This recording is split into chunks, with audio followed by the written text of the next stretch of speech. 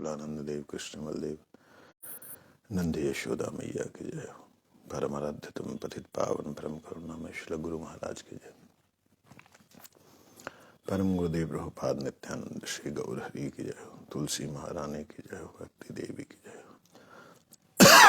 नरसिंह भगवान की जय हो। परम पूजनीय गुरु वर्ग वृंद की जय हो। समागत भक्त वृंद की जय हो। गौर प्रेमानंदे हरि हरि बोल।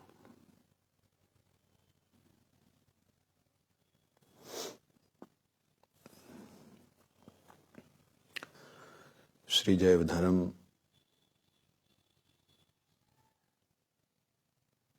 भक्ति विनोद ठाकुर जी के द्वारा इस जगत में कृपा है, उसको हम श्रवण कर रहे हैं।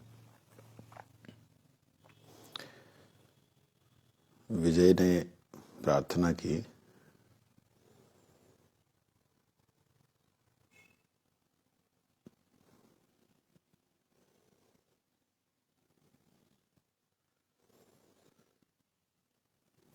कि प्रभु गृहस्थ लोगों के लिए शुद्ध हरि नाम करना उच्चारण सरल नहीं जान पड़ता, क्योंकि वे सब समय नामापराधी असत पुरुषों से घिरे हुए रहते हैं। हम जैसे ब्राह्मण पंडितों के लिए सत्संग बड़ा ही कठिन है। हे प्रभु, आप कृपा करके हमें कुसंग छोड़ने की शक्ति प्रदान कीजिए। आपके मुंह से जितना ही अधिक श्रवण कर रहा हूं, श्रवण की पिपासा और भी अधिक बढ़ती जा रही है। कृपया अब छठा नामापराध, उसकी व्याख्या कीजिए। बाबा जी महाराज कहते हैं, भगवान के नामों को कल्पित मानने से छठा अपराध नामापराध होता है। मायावादी और भौतिक कर्मवादी निर्विकार और नाम रूप रहित ब्रह्म को परब्रह्म मानते हैं, परतत्व मानते हैं। जो ऐसा मानते हैं कि ऋषियों ने अपने कार्यों की सिद्धि के लिए राम कृष्ण आदि नामों की कल्पना की है, वे नामापराधी हैं। हरि नाम काल्पनिक नहीं, वरन नित्य एवं चिन्मय वस्तु है।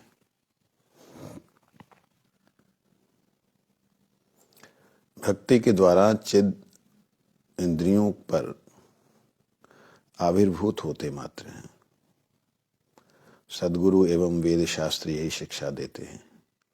अतः हरि नाम को परम सत्य मानना, उन्हें कल्पित समझने से कभी भी नाम प्रभु की कृपा नहीं पाई जा सकती।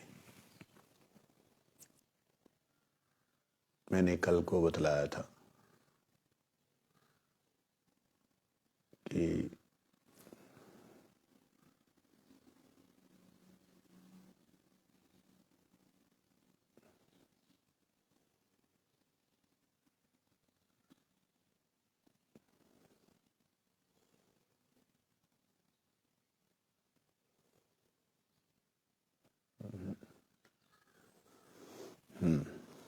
कल बतलाया था कि कुछ लोग इस प्रकार से बोलते हैं, नाम आप कोई भी कर लीजिए।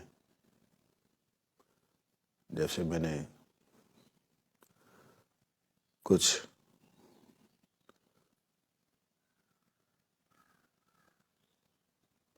पढ़े लिखे लोग और कुछ लोग उन्हें मानने वाले, ऐसे लोगों का एक हुजूम है, हुजूम भीड़ है।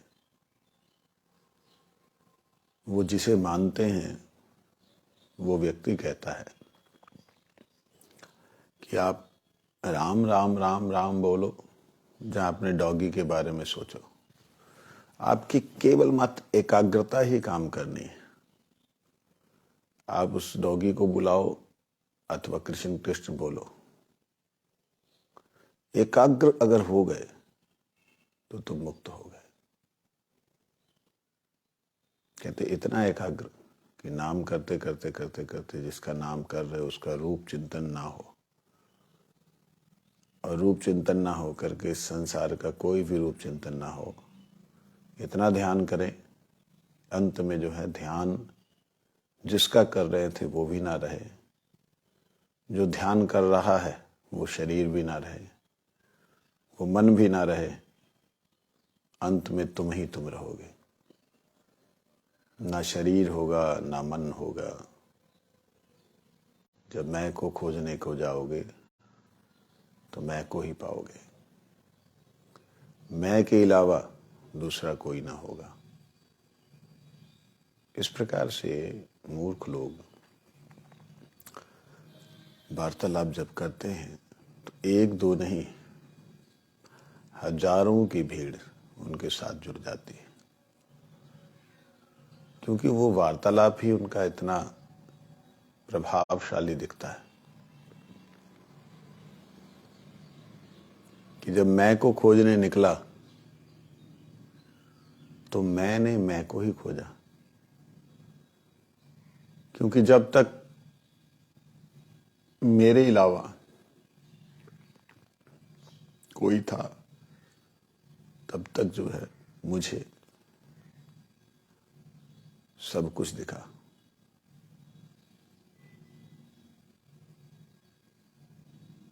जब तक मेरे अलावा कोई था तो मुझे सब कुछ दिखा, लेकिन जब मैंने मैं को देखा तो मेरे अलावा कुछ ना दिखा। जो कुछ भी दिखा वो देखने वाला दृश्य ही ना था, क्योंकि मेरे अलावा कोई और था ही नहीं। ब्रह्म हूं, मैं ही ब्रह्म हूं। इस प्रकार की क्या आ रहा है?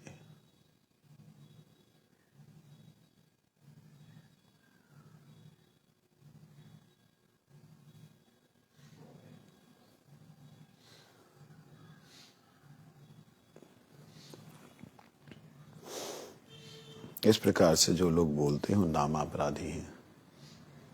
नाम वेद शास्त्रों का सार है। भगवान का नाम किसी भी ऋषि मुनि ने अपनी तरफ से नहीं लिया है, अपनी तरफ से नहीं बनाया है, कोई काल्पनिक नहीं है। मैंने आप लोगों को बतलाया था नाम प्रभु अवतीर्ण कैसे हुए हैं। इस चीज को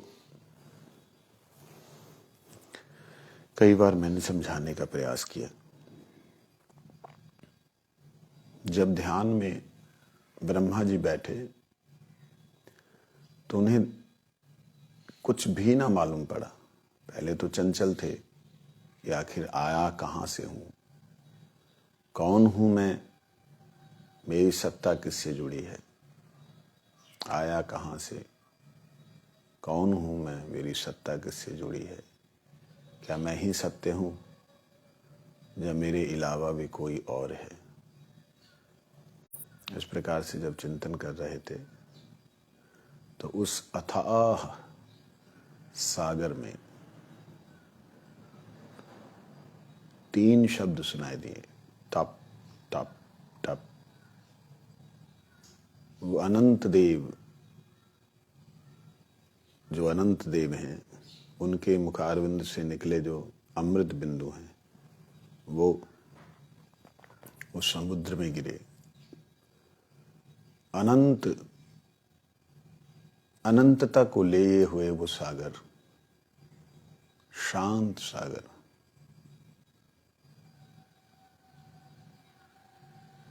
उस सागर में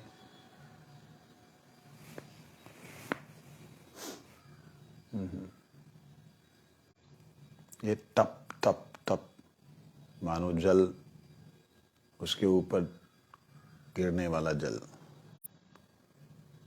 तप तप तप सुनते ही उनका ध्यान लगा कि आखिर कोई और है, कोई और है। ध्यान दीजिए, यहां निराकार से आकार पैदा हो रहा है ऐसा नहीं है। उनका अनुभव हो गया कि कोई और है।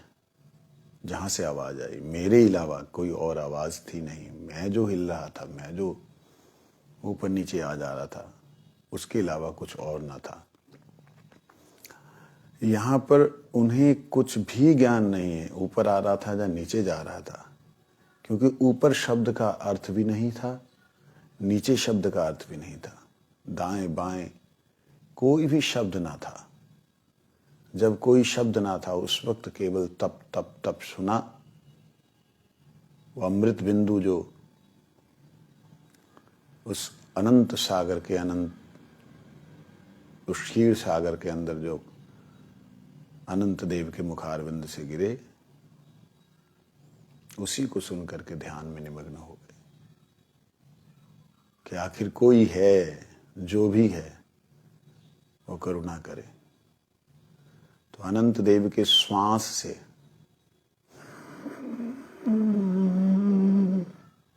ऐसे श्वास से उनको प्रणव सुनाई दिया।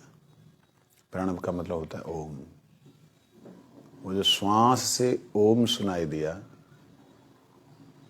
तब उन्होंने देखा कि कोई और जो भी है, ये शब्द जहां से आ रहा है मैं उसी का ध्यान करता हूं। जैसे शब्द ना होने पर भी शरणागति होती है। आप देखिए, कोई जीव आपके सामने, छोटा सा कोई जीव जंतु, जब उसे आप प्रेम से देखते हैं तो आपके पास में आ जाता है। ये शरणागति का भाव जो है वो शब्दों के द्वारा बयान नहीं होता। फिर उसी शब्द के पीछे ध्यान करने लगे। वो शब्द जो था वो उनकी समझ में नहीं आ रहा है।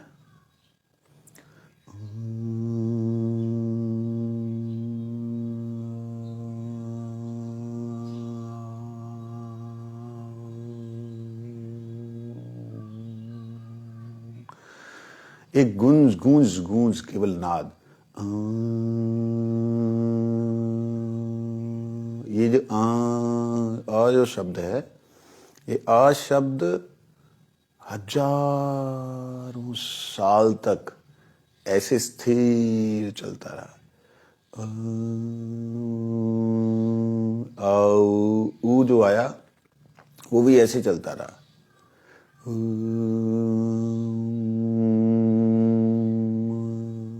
माँ जो है वो भी ऐसे चलता है। मतलब एक ओम को उतरने के लिए हजारों साल लग गए।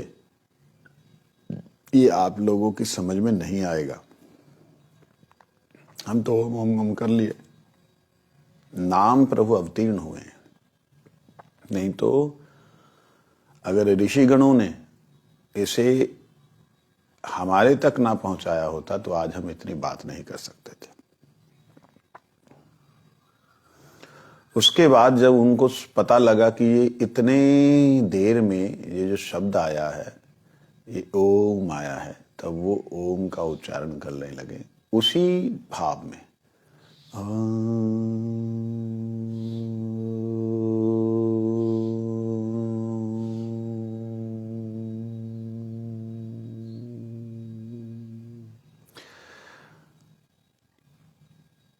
ये ब्रह्मांडों के भीतर फैला हुआ ब्रह्मनाद,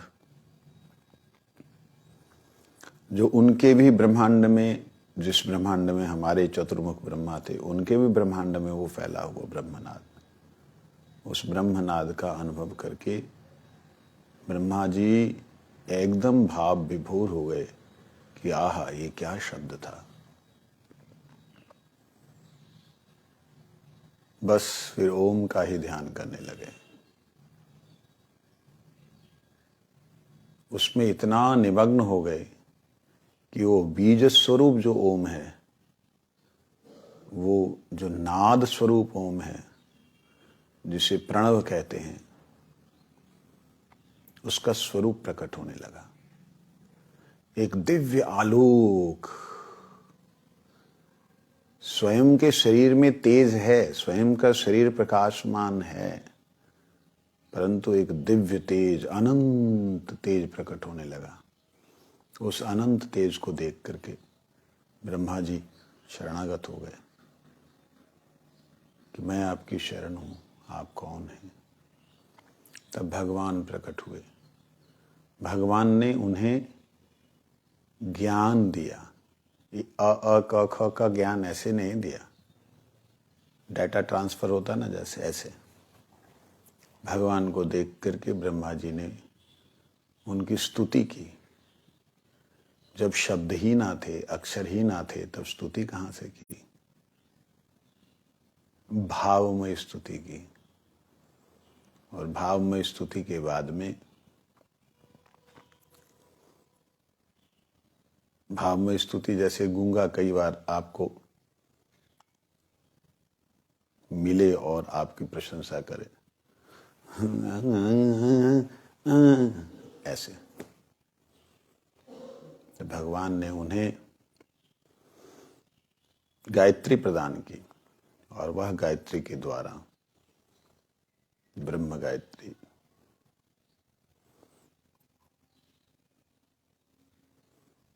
उन्हें ऊपर के 7 लोक, जहां ब्रह्मा जी विराजमान हैं, वो सत्य लोक है सबसे ऊपर। हम इस वक्त जहां, ये पृथ्वी लोक है, हमारे ऊपर के लोक, अक्षर ब्रह्मा जी को उसके नीचे के 7 लोक, 6 लोक, उनका ज्ञान हुआ। और जो सूर्य देव हैं उनका ज्ञान हुआ। इस प्रकार से ब्रह्मा जी को ब्रह्म गायत्री जो है वो प्राप्त हुई। इसमें बहुत सारे मत हैं। कई लोग बोलते हैं ब्रह्मा जी को स्वयं ही इसका ज्ञान हुआ, और कई लोग बोलते हैं कि भगवान की कृपा से उनको इसका ज्ञान हुआ, क्योंकि भगवान की कृपा के अलावा किसी को ज्ञान नहीं हो सकता। तब विषय पे वापिस आए। जो लोग ऐसी कल्पना करते हैं कि निराकार के अलावा कुछ भी ना था, कुछ भी ना रहेगा, और कुछ जो भी दिख रहा है वो है नहीं, इसलिए उनका कोई रूप नहीं, उनका कोई रंग नहीं, जो इस प्रकार से कहते हैं वो लोग मूर्ख हैं। क्योंकि जो भगवान का अनंत प्रकाश देखा था ब्रह्मा जी ने, उसका रूप नहीं है, वो भगवान की अंग कांति, दिव्य कांति, उस दिव्य कांति को देख करके ही ब्रह्मा जी अगर निमग्न हो जाते, बस उसी का ध्यान करते रहते, तो उन्हें भगवत स्वरूप का ध्यान नहीं होता। वो शरणागत हुए उस दिव्य कांति के प्रति, उस अनंत ब्रह्मांडम, अनंत जो ज्योति है उसके प्रति शरणागत हुए, और वही प्रणव का उच्चारण करते रहे, भूले नहीं, जिसके कारण वो ज्योति कहाँ से प्रकट हो रही है, वो नाद कहाँ से आई थी, उसका मूल स्रोत भगवान का दर्शन हुआ। ये है सृष्टि की शुरुआत, और ये है प्रभु के नाम का अवतरण होने का सिस्टम। इसलिए यहां पर जो भक्ति विनोद ठाकुर जी ने लिखा कि वो लोग मूर्ख हैं जो सद्गुरु और वेद शास्त्रों को नहीं मानते।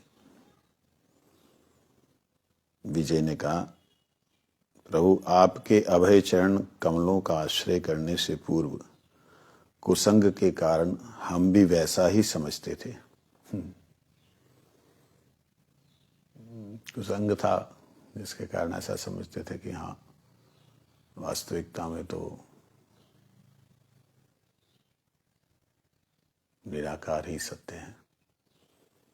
आकार तो बंधन है, एक केज है, एक पिंजड़ा है। आपके चरणों में आए पहले ऐसा ही लग रहा था, परंतु आपकी कृपा से वैसी बुद्धि अब जाती रही है। आप कृपया 7वें नामापराध की व्याख्या कीजिए। बाबा जी कहते हैं, जो नाम के बल से पाप कर्मों में प्रवृत्त होते हैं वे नामापराधी हैं। नाम के भरोसे जो पाप कर्म किया करते हैं वे पाप समूह यम नियम आदि से दूर नहीं होते, क्योंकि ऐसे पाप समूह नामापराध की श्रेणी में आने के कारण केवल मात्र नामापराध विध्वंसक पद्धति द्वारा ही नष्ट किया जा सकता है।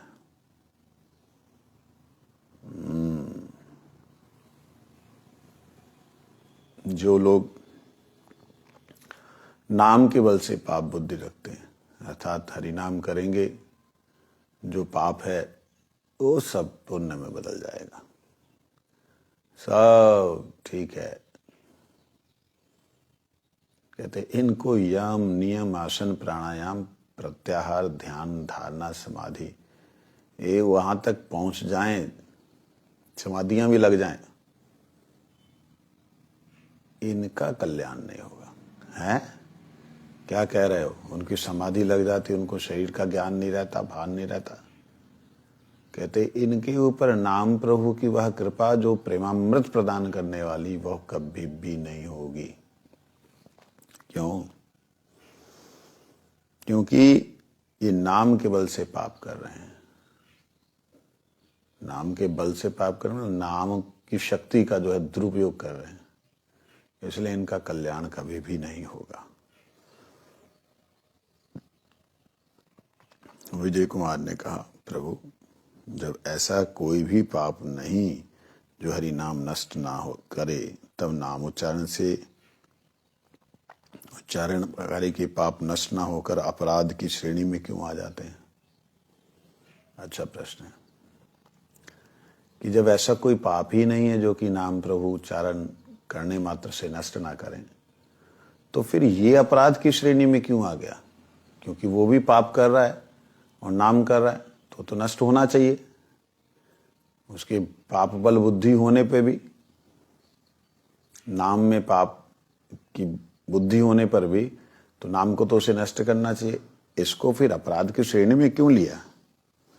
बाबा कहते हैं जिस जीव जिस दिन शुद्ध नाम ग्रहण करता है, उस दिन उसके द्वारा लिया गया एक हरि नाम ही उसके प्रारब्ध और अप्रारब्ध संपूर्ण पाप राशि को ध्वंस कर देता है, और उस नाम के पश्चात जो दूसरे नाम को ग्रहण किए जाते हैं, उनसे नाम में प्रेम होता है।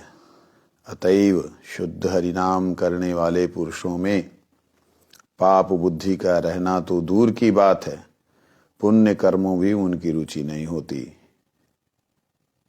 देख लीजिए।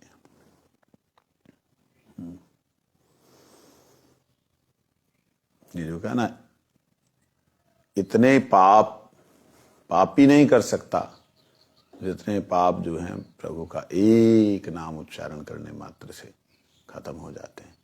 इसका अभिप्राय समझिएगा, इसको ध्यान से समझना है। प्रारब्ध और अप्रारब्ध, प्रारब्ध कहते हैं जो हमें इस जन्म में मिले हैं, अप्रारब्ध कहते हैं जो अभी संचित हैं, स्टोर है। संपूर्ण पाप कर्मों की जो राशि है वो ध्वंस हो जाती है। कब? जब एक कृष्ण नाम अर्थात शुद्ध रूप से नवापराध छोड़ करके जीव लेता है, तो वो एक कृष्ण नाम गले से बाहर नहीं आ पाता। वो ऐसा शरीर के अंदर रोमांच, ऐसा शरीर के अंदर गदगद, ऐसा शरीर के अंदर अग्नि प्रज्वलित होती है कि वो नाम को उच्चारण करना चाहता, लेकिन उस वक्त नाम बाहर नहीं आता। क्या होता है फिर? स्वरभंग हो जाता है। उच्चारण करने की कोशिश करता है लेकिन होता नहीं है। ऐसी स्थिति वाला जो नाम है, वो नाम उच्चारण करने से अश्रु धाराएं प्रवाहित हो जाती है, और वो जीव जो है इतना ही एक कृष्ण नाम बोलने के बाद में मूर्छित हो जाता है। ऐसी स्थिति जब आ जाए तो उसके सारे संचित कर्म, प्रारब्ध कर्म नष्ट हो जाते हैं। और दूसरी बार बेहोश होने के बाद जब होश आता है, फिर पुनः जब कृष्ण नाम उच्चारण करता है, तो उसको भगवान के स्वरूप का दर्शन, जहाँ स्वयं के रूप का दर्शन अथवा गुरुदेव की कृपा का अनुभव पूर्ण रूप से होता है, तब धन्य धन्य होकर के भगवान का धन्यवाद करता है कि आहा, आपने मुझ पे इतनी कृपा की, हे गुरुदेव आपने इतनी कृपा की, आपने सारे संसार के नियमों को एक तरफ रख करके मेरे पे कृपा की, मुझ दीनहीन पर कृपा की, सारी मर्यादाओं को, जो कि मैं पापी इतना बड़ा, मेरे को तो आप स्पर्श करने में ही पाप लग जाएगा, ऐसा पापी में, मेरे पे ऐसी कृपा की। ऐसी दैन्यता पहले नाम करने से ही आ जाती है। चिंतन कीजिए, नामापराध छोड़ करके नाम हो, तो कैसी स्थिति होती है। उसके बाद में धन्यवाद प्रभु का करते करते वो प्रेम की पहली शुरुआत होती है। उसकी रुचि गुरुदेव में, हरि गुरु वैष्णव, गुरुदेव में, श्री हरि में और वैष्णवों के प्रति होती है। कई लोग वैष्णवों को ऐसा समझते हैं कि ना,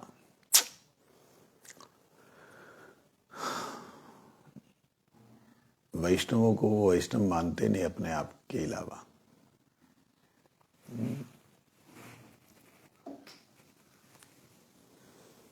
मैं ही वैष्णव, आम ही वैष्णव, तुम ही वैष्णव। आर वैष्णव हरे, उनके बेटे का नाम हरे कृष्ण। तीन वैष्णव घोरे थाकते, कोटल खाबी पोरे।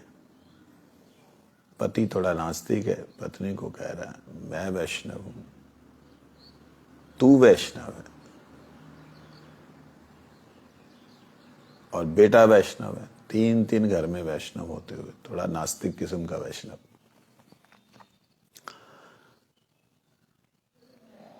क्या जो कटल लेके आई है बाद में खाएगी कि वैष्णव को प्रसाद देना है, भोग देना है, ल्या खिला। इस प्रकार की बुद्धि भी होती है। तो इसलिए हमें ऐसी बुद्धि से सावधान रहना है।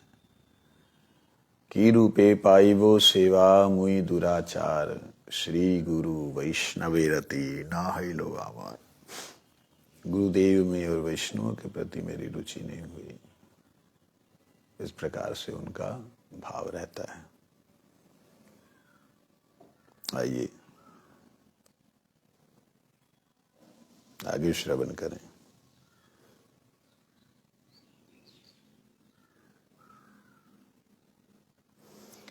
कहते हैं पाप बुद्धि रहना तो दूर की बात, जिनको एक कृष्ण नाम का आनंद मिल गया वो तो पुण्य कर्मों में भी नहीं रुचि रखते कि ऐसे कर लेंगे तो हमारे घर में ऐसा हो जाएगा, ऐसे कर लेंगे तो ऐसा अनिष्ट जो आ रहा है खत्म हो जाएगा। और कर्मों में रुचि नहीं रखते, हरि नाम के प्रति ही उनकी रुचि रहती है। नामाश्रित व्यक्ति कभी भी पाप नहीं करेंगे, परंतु इसमें एक विचार है, वे ये कि साधक पुरुष नाम तो लेते हैं, परंतु उनका कुछ कुछ नामापराध रहने के कारण उनका उच्चारित नाम केवल नामाभास होता है, शुद्ध नाम नहीं होता। नामाभास भी पहले किए हुए पाप ध्वंस हो जाते नामापराध से, नामाभास से भी। और नवीन पापों में रुचि नहीं होती, परंतु पूर्व अभ्यास के कारण कुछ कुछ पाप बच जाते हैं जो नामाभास से धीरे धीरे नष्ट हो जाते हैं। अकस्मात किए गए नए पाप भी बन जाते हैं, वे भी नामाभास से दूर हो जाते हैं। देखिए क्या कहते हैं, नामाश्रित व्यक्ति जो वास्तविकता में जिसने नाम प्रभु का आश्रय ले लिया है वो कभी पाप कर्मों में प्रवृत्त नहीं होते। लेकिन जो साधक हैं, साधना करने वाले हैं, शुद्ध रूप से साधना करने वाले हैं, उनके द्वारा कभी कभी जो है नामापराध होने के कारण, नामापराध है, उनके द्वारा शुद्ध नाम उदित नहीं होता, परंतु नामाभास होता है। और नामाभास एक ऐसा आभास है जिसके आने मात्र से ही पहले किए गए पाप नष्ट हो जाते हैं। और ये उसे अनुभव होता है कि आज प्रभु ने मुझे शुद्ध कर दिया। नामाभास से ही जीव जो है अंतःकरण में दिव्य पश्चाताप करता है, बड़ा विशेष पश्चाताप करता है कि मैंने ये क्या किया, मैंने ये कैसे कर दिया, ऐसा पश्चाताप करता है। और उसके कारण क्या होता है, नवीन नवीन पाप करने में रुचि नहीं होती, परंतु नया पाप ना करने में रुचि होने पर भी कहते पूर्व अभ्यास के कारण कुछ कुछ पाप बच जाते हैं। पहला अभ्यास ऐसा गंदा है ना वो, शैशव यौवने जड़ सुख संगे अभ्यास हईलो मंदो, निज कर्म दोषे ए देह हईलो भजनेर प्रतिबंध। इस शरीर के कुछ अभ्यास बन गए, शरीर से सुख लेने का कुछ अभ्यास बन गया। वो अभ्यास के कारण हृदय में पश्चाताप दुख होने के बावजूद भी और दुराभ्यास के कारण उसका कुछ कुछ पाप बच जाते हैं। कहते जो नामा आभास से धीरे धीरे नष्ट हो जाते हैं, परंतु कभी अकस्मात नए पाप भी बन जाते हैं, वह भी नामाभास से दूर हो जाते हैं। ध्यान रहे, ये नामाभास से दूर हो जाते, ये सुन करके समझ करके कहीं पाप में प्रवृत्त होने वाली प्रवृत्ति ना आ जाए, पाप में रत होने वाली वृत्ति ना आ जाए। किंतु यदि नामाश्रयी पुरुष ऐसा सोचता है कि जब नाम के प्रभाव से सारे पाप नष्ट हो ही जाते हैं, तब मैं भी जो पाप करता हूं वे अवश्य ही नष्ट हो जाएंगे, ऐसा समझकर पाप कार्य में प्रवृत्त होता है, तो वही नाम अपराधी है। ये बात आगे कहते हैं विजय कुमार, अब 8वां नाम अपराध बताइए। बाबा जी महाराज कहते हैं धर्म अर्थात वर्णाश्रम धर्म और दान आदि धर्म, व्रत त्याग अर्थात समस्त प्रकार के शुभ कर्म त्याग कर समस्त कर्म फल त्याग रूप संन्यास धर्म, नाना प्रकार के यज्ञ और अष्टांग योग, ये सभी सत्कर्म, इनको छोड़कर शास्त्रों में जो दूसरी दूसरी शुभ क्रियाएं निर्धारित की गई हैं वे सभी जड़ धर्म के अंतर्गत हैं। ऐसा अतैव प्राकृत हैं, परंतु नाम प्रकृति से परे हैं। पूर्वोक्त समस्त सत्कर्म उपाय के रूप में उपस्थित होकर अप्राकृत सुख रूप उपेय देने की प्रतिज्ञा करते हैं, इसलिए वे केवल उपाय मात्र हैं, उपेय नहीं है। क्या कह रहे हैं?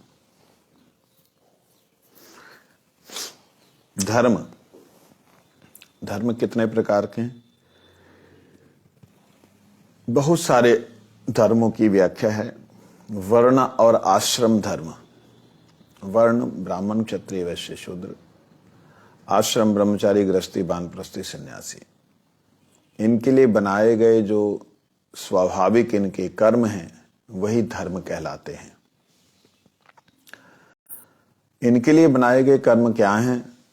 ब्राह्मण के लिए अध्ययन अध्यापन भिक्षाटन, ब्राह्मण अध्ययन करेगा और अध्यापन पढ़ेगा और पढ़ाएगा, और जो भिक्षा मिलेगी उसको पाएगा, अर्थात जिसको पढ़ा रहा है वो, अथवा भिक्षा बाहर से ला करके अपने घर का गुजारा करेगा। ये ब्राह्मण का धर्म है। उसमें गोपालन भी है, प्रति गोपालन वो केवल मात्र अपने भगवान की सेवा एवं परिवार के पालन के लिए। गोपालन का मतलब दूध बेच बूझ करके गुजारा करेगा, वो नहीं।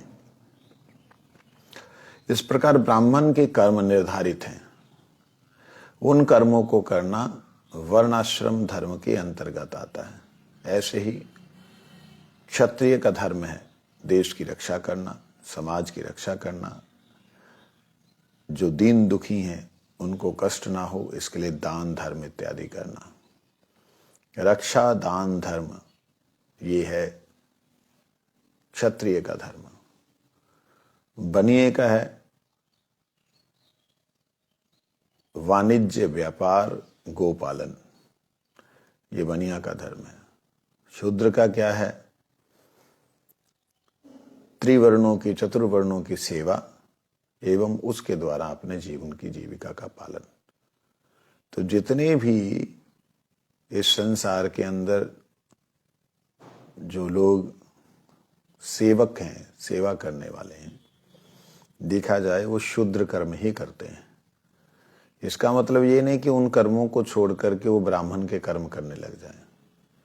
ये कर्म जो कि एक स्वभाव के रूप में जीव में रहता है उसी को धर्म कहते हैं।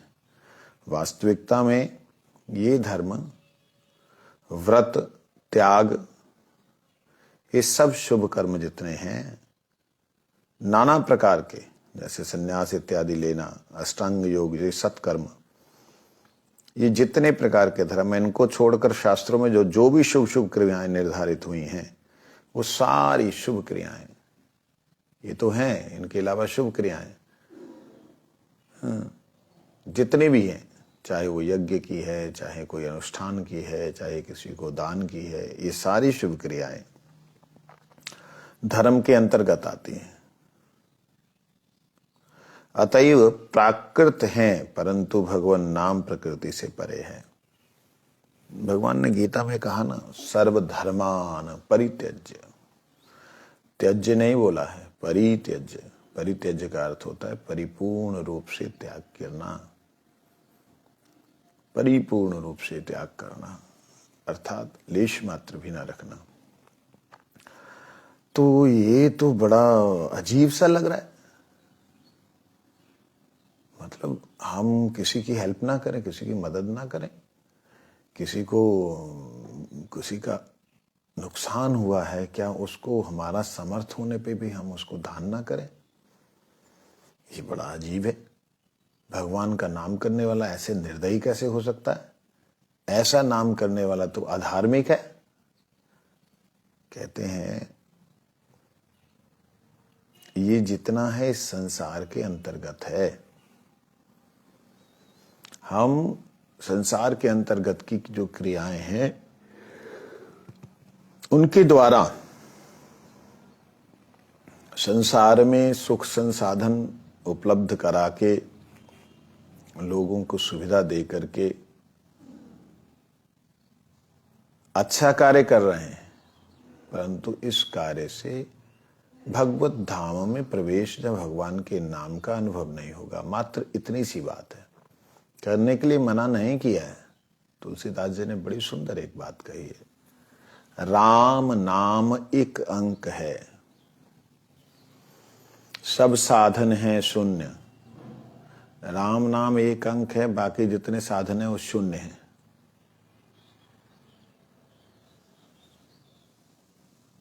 अर्थात अंक गयो कछु हाथ नहीं, अंक रहे 10 गुण। बड़ी सुंदर बात है। कहते हैं भगवान का नाम एक अंक के समान है, अर्थात एक है वो। और जितने भी कर्म हैं शुभ कर्म, सब साधन, जितने साधन सब शून्य हैं। ऐसा कैसे बोल दिया स्वामी जी आपने? तुलसी दास गोस्वामी ने ऐसा कैसे बोल दिया? उन्होंने अनुभव किया और बोला।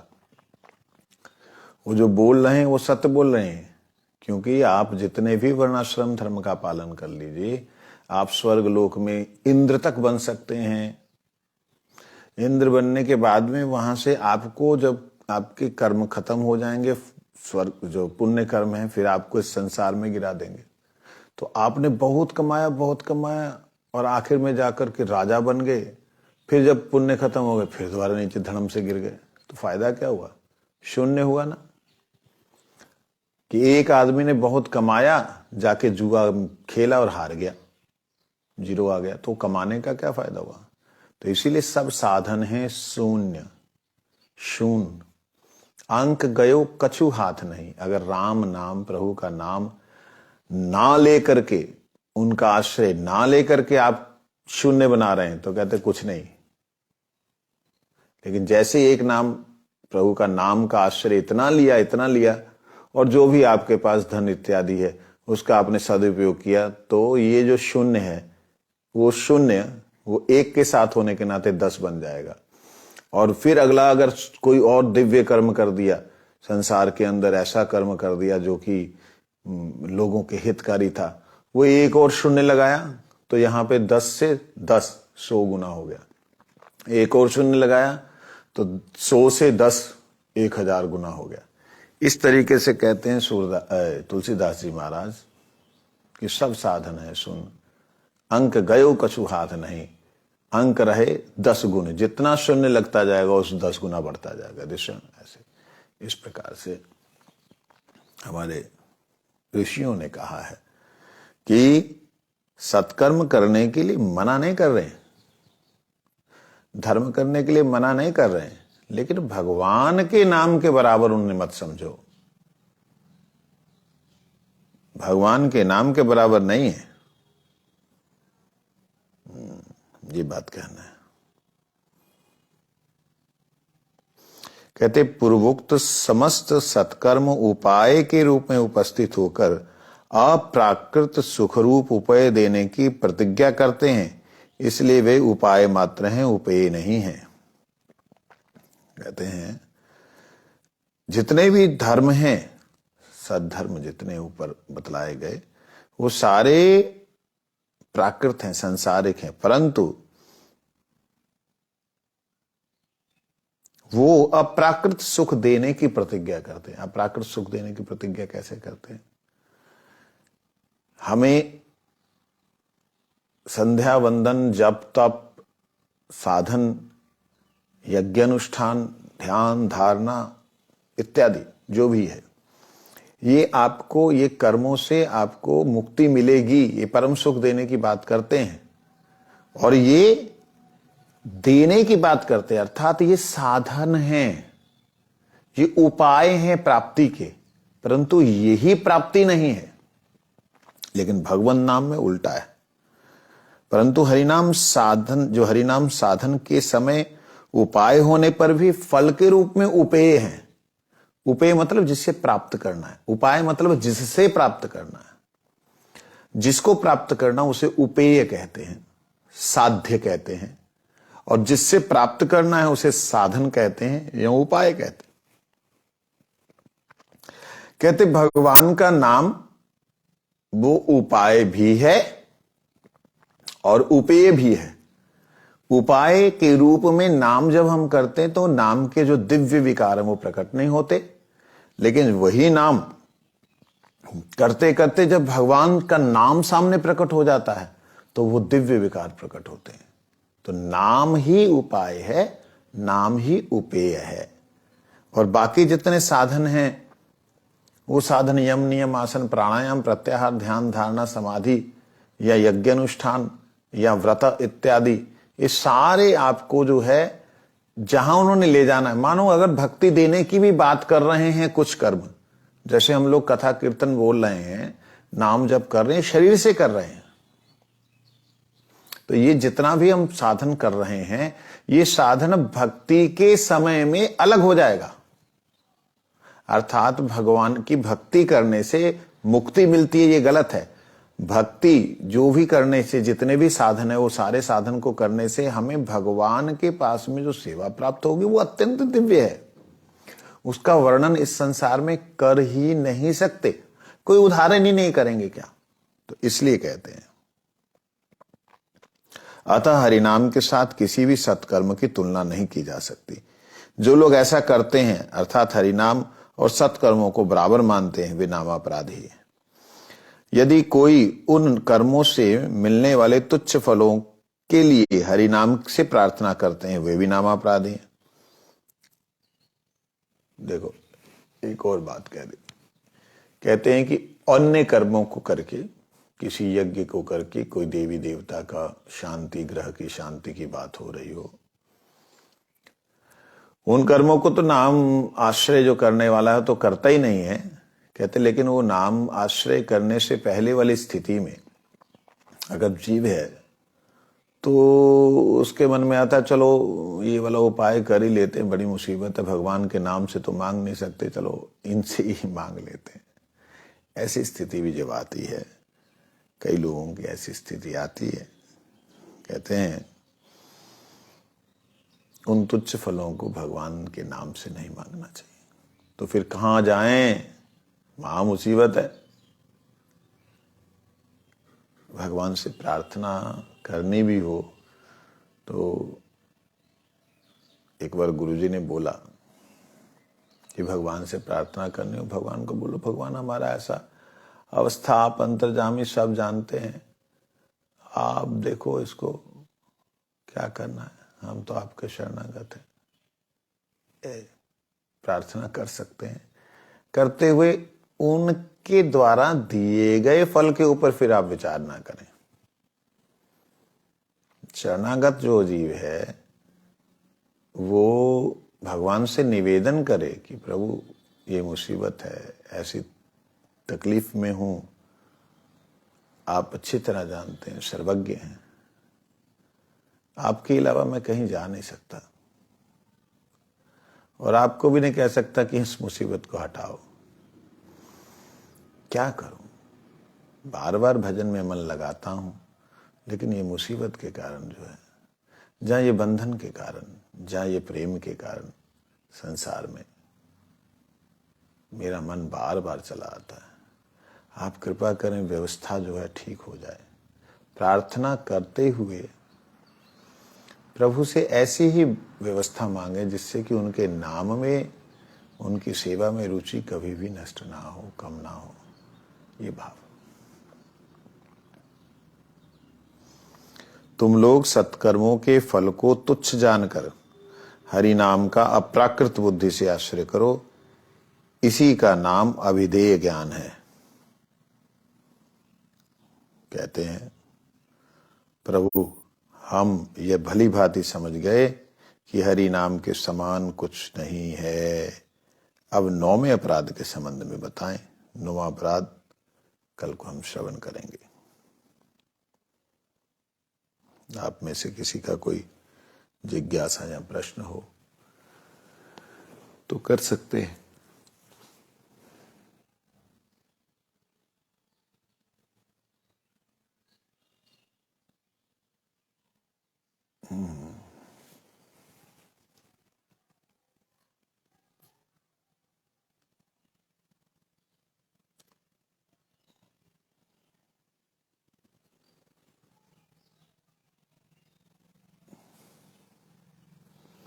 शतकोटि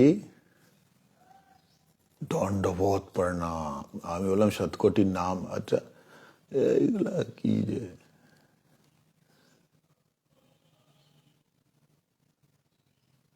चलिए, किसी का कोई प्रश्न नहीं है।